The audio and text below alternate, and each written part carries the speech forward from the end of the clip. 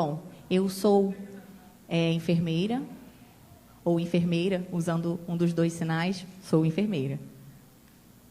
Bilíngue.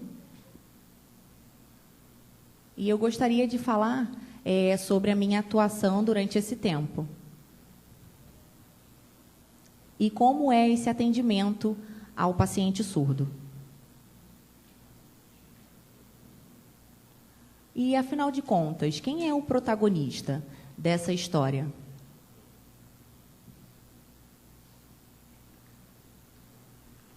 Bom, eu gostaria de falar um pouco sobre mim. Eu sou enfermeira bilíngue e eu tenho uma irmã surda. E há 9 anos é que eu faço esse acompanhamento sobre acessibilidade.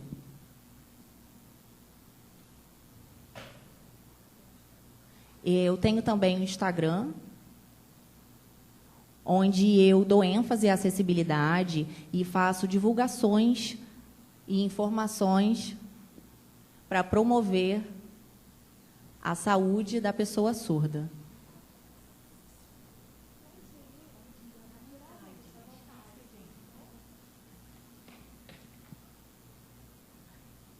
Então, a OMS, que é a Organização Mundial de Saúde, define saúde como um estado de complemento e um bem-estar físico, né? Um lugar de conforto, onde a pessoa pode se sentir, onde a pessoa pode refletir, onde ela tem autonomia de perceber, tem liberdade para poder agir, tomar suas próprias decisões no que refere à sua vida. Pode passar?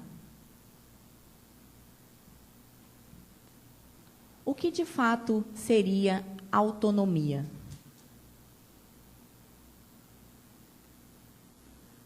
A autonomia está relacionado ao fato de poder em si próprio decidir sobre a sua vida.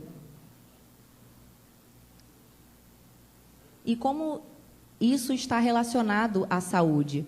Porque, na realidade, a comunidade surda, ao longo da história, e como eu pude ver aqui na encenação que foi feita, no primeiro horário, através da coordenação do professor Nelson Pimenta, foi maravilhoso ver aquela encenação, eu fiquei admirada em acompanhar, porque tem muito a ver com a palestra que eu estou trazendo.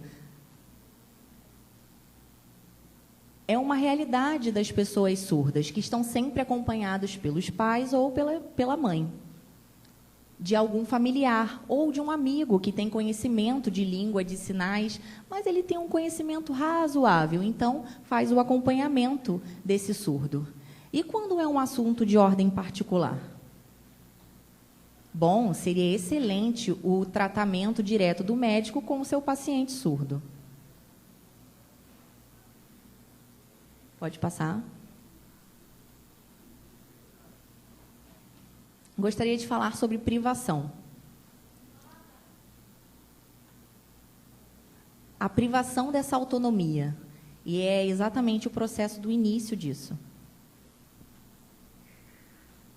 Quando a gente vê um bebê, uma criança ouvinte e uma outra surda, os pais não sabem língua de sinais. Se a família desse surdo tem a oportunidade de estimular ele em língua de sinais, se essa outra criança surda, com pais ouvintes, e a família não conhece a Libras, ela não tem estímulo. Esse estímulo acontece de forma tardia. Pode passar. Aquisição da linguagem com autonomia. Ronice Quadros está sempre salientando, através das suas pesquisas e estudos, que crianças surdas estimuladas com pais surdos ou pessoas que tenham língua de sinais, o desenvolvimento e aquisição de linguagem é mais rápido. Porém, crianças surdas com pais ouvintes que não dominam a língua de sinais têm uma aquisição tardia.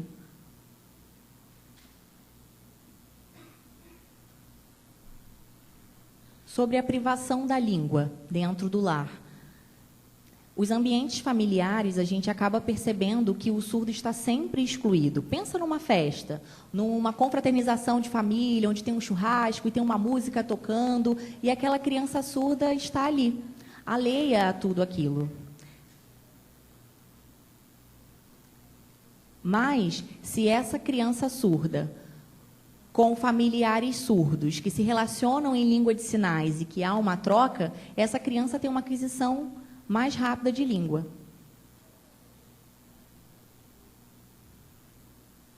O ECA, em relação às crianças e os adolescentes, os jovens de uma forma geral, fala que até os 14 anos de idade, o familiar tem a necessidade de acompanhar aquela criança. Mas e a criança surda? O familiar, ele necessita, de fato, estar acompanhando o adolescente surdo? O jovem? Por quê?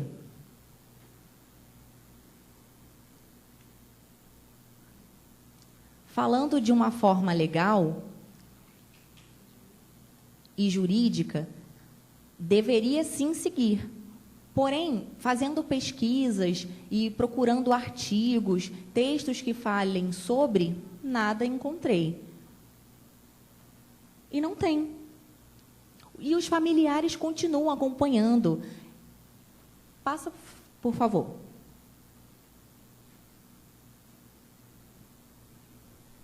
Olha essa charge. Na encenação que nós vimos no momento anterior, Humberto relatou a história de uma moça surda, né, adulta já, que não se sentiu à vontade com a sogra em relatar. Quando o médico perguntou, é sua primeira gestação? Ela estava ao lado da sogra, ficou super constrangida em falar. Ela falou que sim, mas, na verdade, não era a primeira gestação dela. Então, essas coisas são muito importantes ser relatadas. E a importância do médico saber. São informações relevantes. Por que aconteceu? Porque é a sua segunda gestação, essa criança... Por que você perdeu o seu primeiro filho? E saber o histórico, a anamnésia. Volta um pouquinho. Às vezes, a gente está numa sala, né, muito cheia e tem a recepcionista, também tem o médico, e aqui a gente tem os pais, ou a mãe, no caso, o amigo, a pessoa que está acompanhando o surdo, e o intérprete. E o surdo. Olha quantas pessoas dentro de um consultório médico. E todo mundo falando, e o surdo olhando de um lado para o outro, sem entender o que está acontecendo. Imagina o borbulhar e as incógnitas nessa cabeça. São coisas que o surdo continua sem saber. E a gente sabe que, às vezes, o serviço de interpretação, ele acaba se tornando algo mais custoso para o surdo ficar pagando o tempo inteiro em todos os lugares que ele for. Por exemplo, pré-natal, né? A mãe fica gestante durante 9 meses. Imagina, mensalmente está pagando o serviço de interpretação. Se, por exemplo, o médico ou a enfermeira daquele espaço souber língua de sinais, vai haver uma troca naquele espaço. Você acha que o surdo vai ficar acanhado de falar algo de ordem particular? Claro que não. Ele vai falar, ele vai sinalizar, ele vai explicar, ele vai responder. Ele vai se sentir à vontade, autônomo.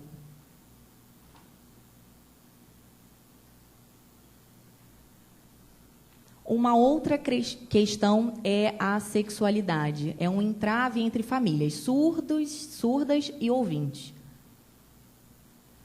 Na família ouvinte,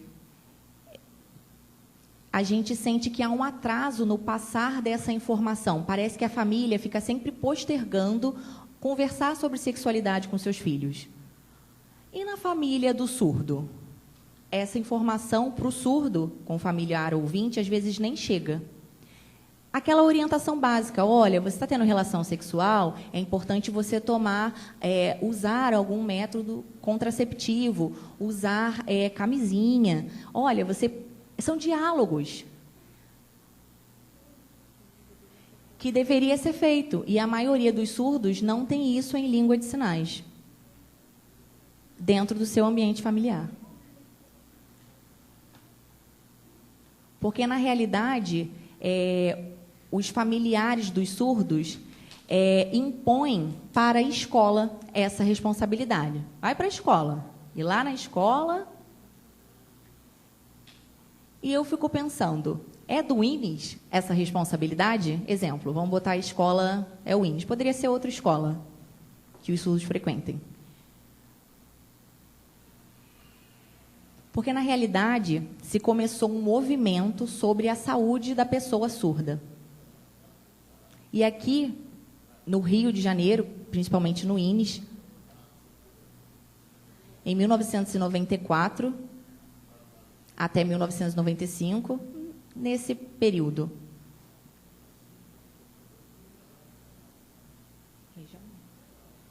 A Rejane e a Adriana Veiga, as duas começaram a fazer uma oficina sobre saúde em Libras. E a maioria dos ouvintes aqui do Instituto não sabiam a respeito. Parecia que era uma moda. Hoje em dia, parece que o assunto de sexualidade, prevenção à saúde, virou moda e tudo está em Libras. Então, vamos falar disso, vamos fazer em Libras. Mas isso já acontecia. Essas demandas já existiam. Através de iniciativas da UERJ e dentre outras instituições parceiras do nós, aqui do Instituto, para divulgação e promoção da saúde da pessoa surda. Mas cadê os familiares? E dentro de casa? O que acontecia? Isso também precisava acontecer dentro de casa, mas não acontece. Então, os surdos tinham acesso a essa informação fora de casa. Esse vídeo é muito antigo, é do Nós. E ali nós temos a Rejane conversando com a mãe, né, uma encenação. E ela fala sobre gravidez, sobre essas coisas, como acontece. E aí ela descobriu que estava grávida. E aí essa conversa inteira acontece em língua de sinais. E eu fico refletindo. Se a Rejane, por exemplo, não soubesse língua de sinais, aí ia ficar fazendo gestos, eu estou grávida, tentando se comunicar com a mãe. Como seria isso? É muito complicado dialogar sobre o não está na hora. Olha, ainda não é o momento de você ter relações sexuais, ainda não é o momento para isso. Eu pergunto os surdos de uma forma geral, eu nunca vi nenhum deles relatar para mim que o familiar orientou sobre. A gente vê muito a família de surdos oralizados, implantados, ou surdos que usam aparelho, tem uma oralização, os pais conversam, mas não é muito abrangente o assunto.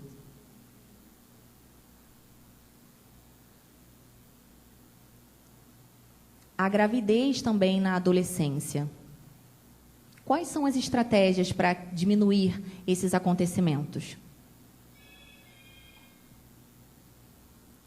Como as escolas, de uma forma geral, por exemplo, no Rio, as escolas aqui têm pensado em divulgar, fazer campanhas para os surdos.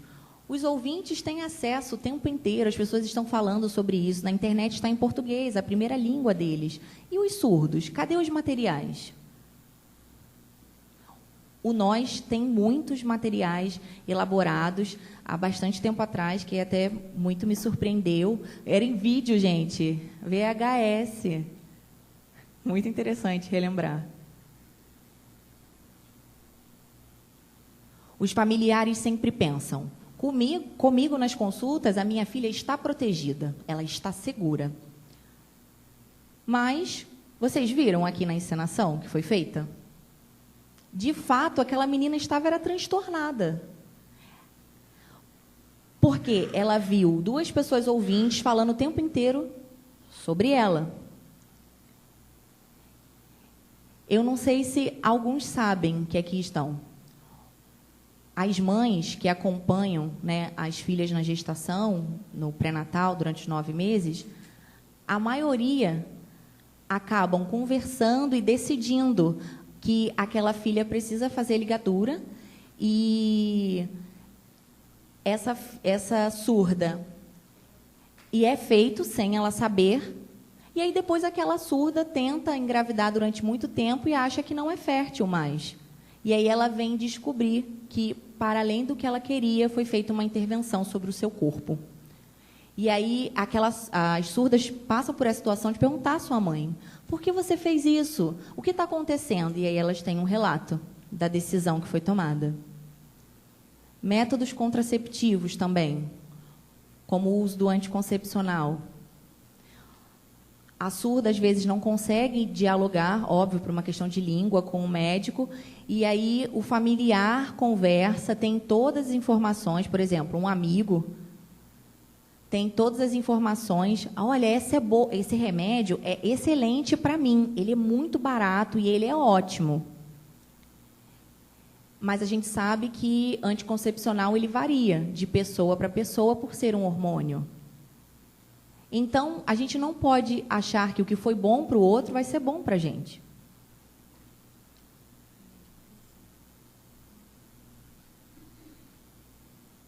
Uma outra situação também é de jovens surdas, que pensam, planejam a vida e gostariam de namorar, casar, ter uma vida a dois, igual qualquer outra pessoa, ou igual qualquer outro familiar seu. E, às vezes, falta uma orientação sobre possibilidades. As famílias chegam, resolvem tudo, tomam o protagonismo da pessoa surda, mas não orienta.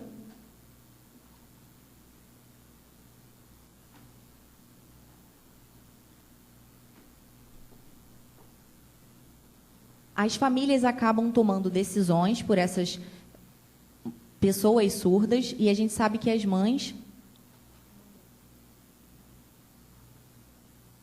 A minha mãe é surda também, a minha irmã é surda. E eu fico vendo tudo isso, eu fico vendo o que acontece. Eu lembro da minha infância, da minha mãe, as posições que ela tomou.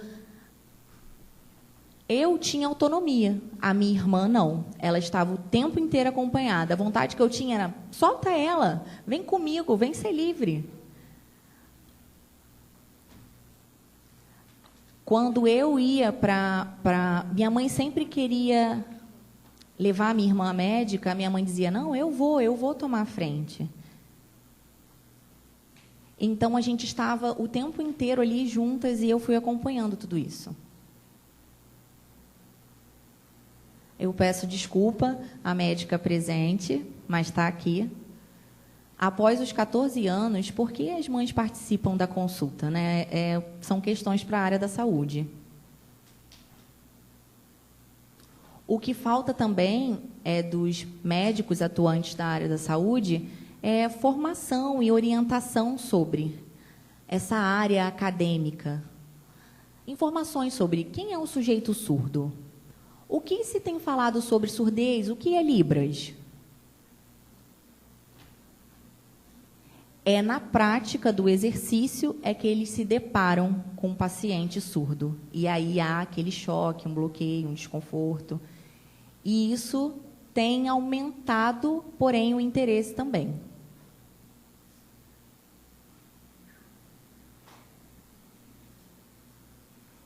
O decreto 5626, ele fala sobre acessibilidade. E também fala sobre a formação das áreas, os profissionais que precisam também estar atrelado com a formação.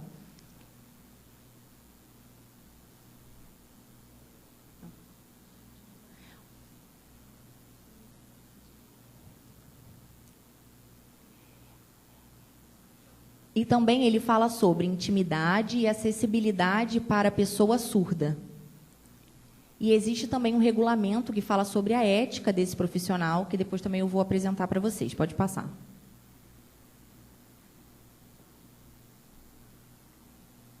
Então, eu peguei de um artigo muito relevante e quando vi a encenação que foi proposta aqui pelo Nelson, dirigida pelo Nelson, ficou maravilhoso. Eu percebi ali, ó, a facilidade foi ter minha sogra comigo e saber fazer a leitura labial.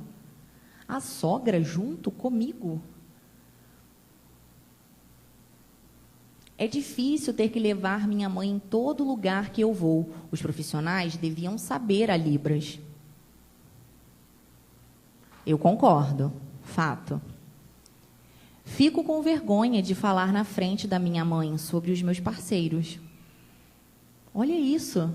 Pensa se fosse vocês. Vocês já pensaram nisso?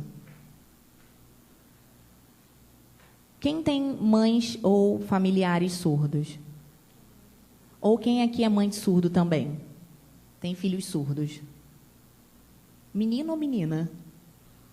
Menina. Quantos anos tem a sua filha? Mais ou menos. 9. Não, você não. 9, ainda falta.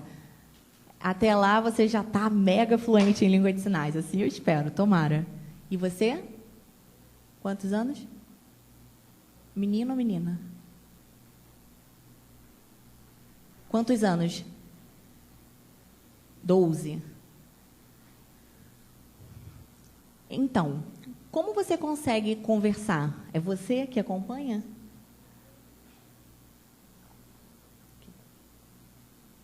Eu ainda não conversei. Então, como você conversa? Olha, a importância do uso da camisinha quando você quiser ter relação com alguém. Sobre fimose, já conversou com seu filho, que é um menino? São questões. Ficou desesperada? Ai, meu Deus. Ficou? E se ele tiver que operar a fimose? Como é que você vai conversar com ele? Você vai esperar o seu filho ser informado pelas pessoas da rua? Olha, você está me enrolando, hein? Olha, eu estou vendo. Poxa, ele já tem 12 anos. Daqui a pouco ele está com 14.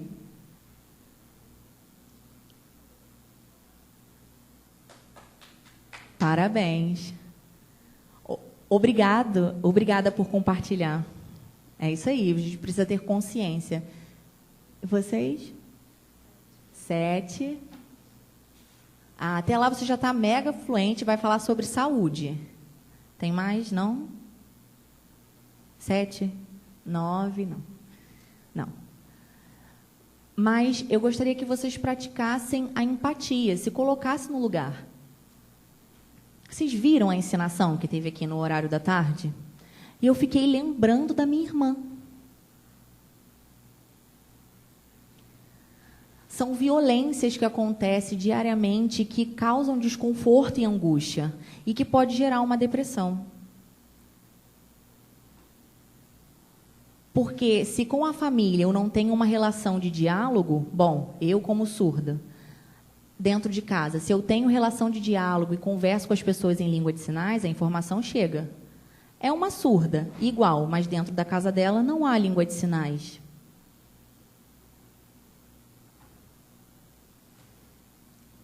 Eu gostaria de falar para os familiares que eu não estou aqui jogando a culpa em vocês. Não é isso, também não estou aqui para julgar vocês, muito pelo contrário. Quando vocês descobriram que o filho de vocês era surdo, a falta de orientação foi lá atrás, no início de tudo. E aí as pessoas falam, olha, talvez ele deveria ter sido implantado, ou então ter sido estimulado para ser uma criança bilíngue. Faltou uma orientação. E é por isso que agora essas coisas, esses atrasos acontecem. A gente está aqui tentando dialogar. Eu estou com vocês, lado a lado, e vocês estão de parabéns pela luta.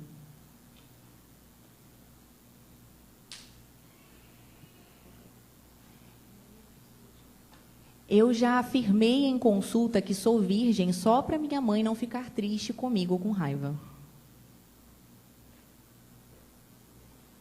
Bom, se fosse eu também falaria a mesma coisa. Já com a idade bem avançada. Não, eu sou virgem. Eu ia falar.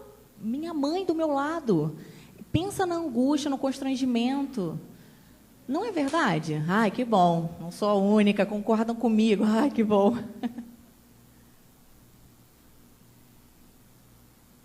E engravidei. Como eu, que sou um profissional da área de saúde, e tenho um familiar, como eu vou conversar e diagnosticar a gestante surda?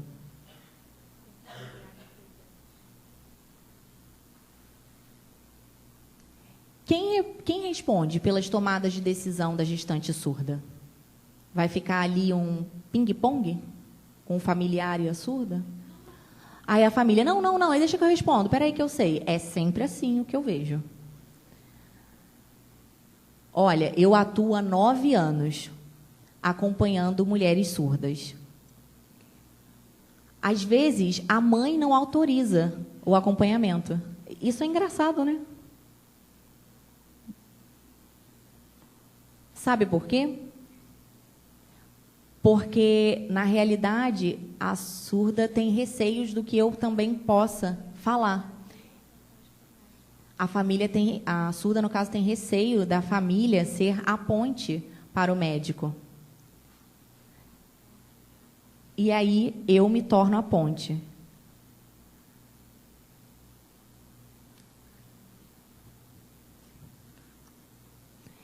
Então, de que forma é preenchido o cartão da gestante surda? Porque ela é surda e precisa saber o que ela está preenchendo, o que significa aquelas perguntas. E muitas das vezes, elas acabam nem lendo. Lá no Hospital Rocha Faria,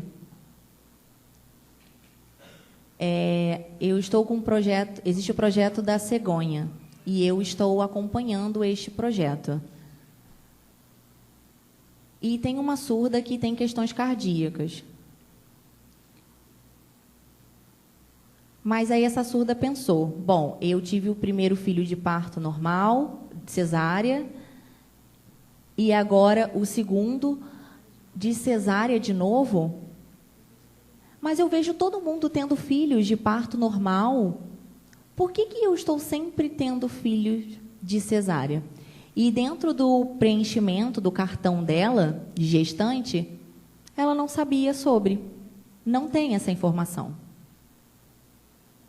E ela perguntava para a mãe, me explica. Aí a mãe, peraí, deixa eu te explicar. E sempre ia enrolando, e aquela informação não chegava.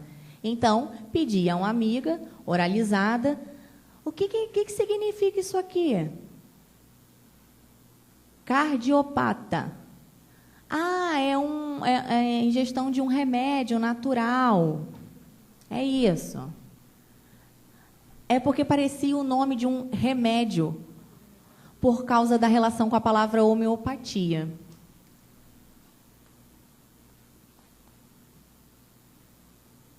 Então, a gestante surda, ela precisa ter esclarecimentos mais específicos durante os 3 meses de início da gestação. São orientações imprescindíveis, o que pode, o que não pode. Olha, você pode ter relações sexuais durante a gestação. Não, que isso? A minha mãe falou que não pode, está proibido. E essas e outras coisas que eu vejo.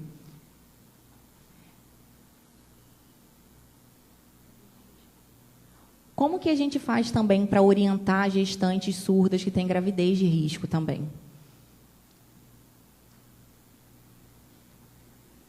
Bom, ela está grávida, mas ela pode dizer, bom, eu não quero ter essa gestação. Qual é a melhor estratégia? Falar sobre o aborto? Falar sobre a possibilidade da adoção, dela ter e entregar a adoção. E existe uma lei que fala sobre isso. Olha, não se preocupe, fazer a orientação dessa surda. Quem vai orientá-la? O médico, a médica.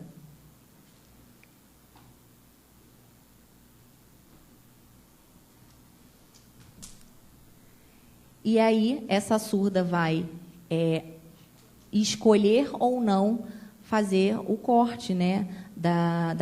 Fazer a laqueadura, no caso. Pode passar, por favor?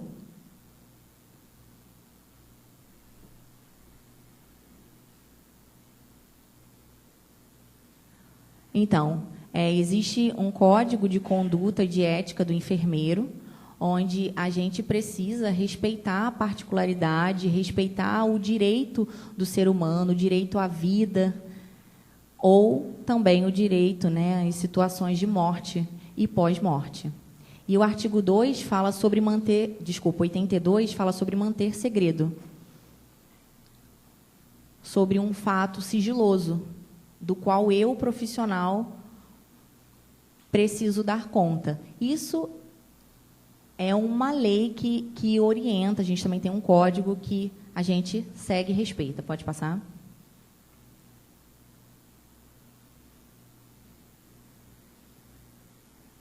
O Direitos Humanos fala sobre... Desculpa, o Código de Ética dos Médicos também orienta sobre os direitos humanos. E fala no artigo 24 sobre deixar de garantir ao paciente o exercício do direito de decidir livremente.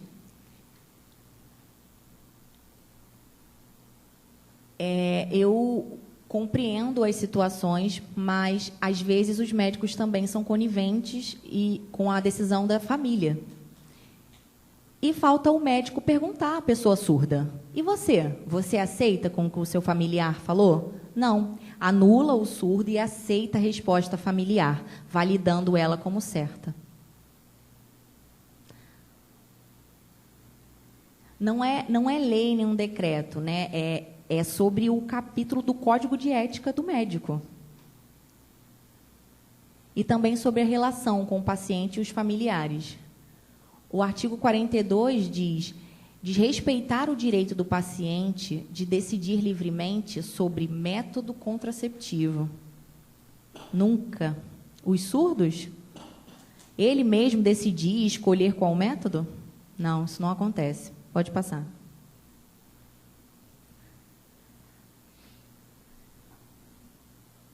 Medicação e orientação. Foi exatamente o que nós vimos na encenação no início. Parece que eu combinei com o Nelson. Impressionante. Como uma criança vai saber como se medicar?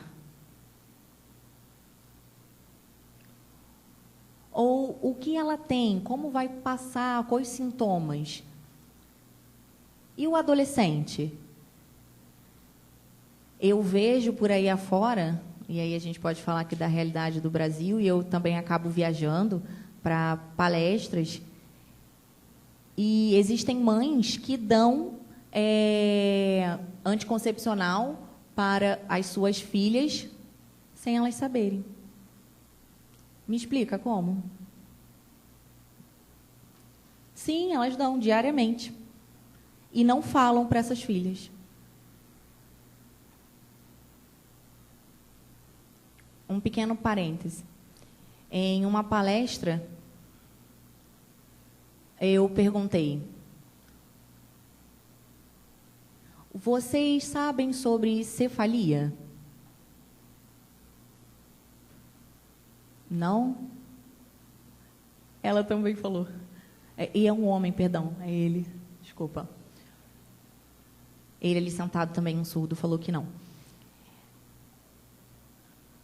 E aí uma pessoa falou assim: é câncer. Aí outra pessoa falou, e aí começou. Cada um achava uma coisa e falava uma coisa. Resumindo, se resume a dor de cabeça. Aí alguém falou: ah, é por isso. A minha mãe não me explicou, então era isso. Ela só me dava uma medicação.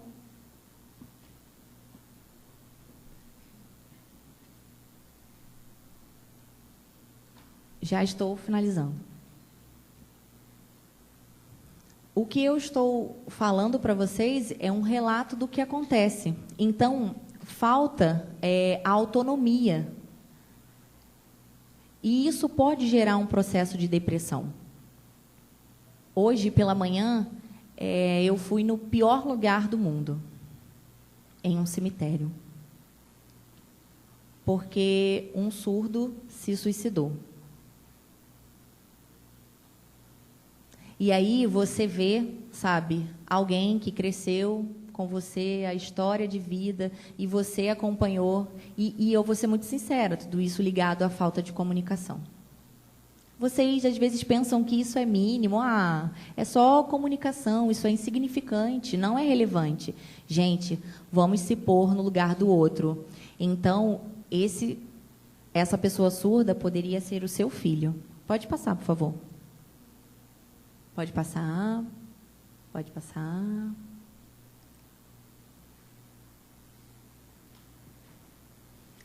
Para concluir, eu gostaria de pedir que vocês confiem os filhos de vocês nos profissionais da saúde. Entreguem eles. Você pode estar ali, mas deixe ele entrar sozinho no consultório. Vai, filho, vai, entra lá. Deixa ele aprender. Ele não é uma pessoa que tem deficiência intelectual ou mental. Ele é só surdo, é só uma ausência de audição, é somente isso. Ele também precisa criar estratégias para se comunicar. O tempo inteiro você está ali grudada com ele, o tempo inteiro, e você não está proporcionando a ele um crescimento. Como eu falei já no início, ele precisa ter autonomia para poder conseguir exercer autonomia sobre a sua saúde também. Pode passar. Uma perspectiva também inversa do filho ouvinte de pais surdos, né, que é o CODA. Olha como é isso aqui. Ei, o meu pai não falou isso não. Olha, intérprete. É o inverso, o contraponto. Por que a criança ouvinte com pais surdos, né, ela toma a frente também e sai tomando partida? Bom, para finalizar é isso. Obrigada. 5 minutos, certo? Obrigada.